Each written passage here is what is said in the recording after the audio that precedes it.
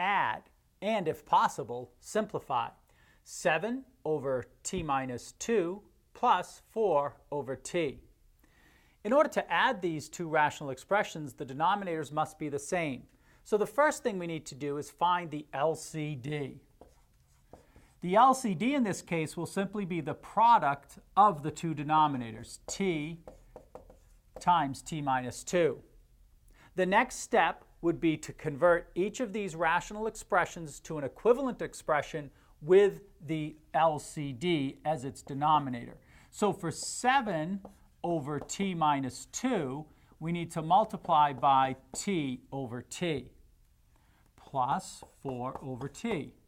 Here we need to multiply by t minus 2 over t minus 2. Simplifying, 7 times t is 7t plus, now think of this as being in parentheses, so it would be 4 times t minus 4 times 2, which is 8. All of that goes over the common denominator of t times t minus 2. Then we add together 7t plus 4t, which is 11t minus 8, all over t times t minus 2.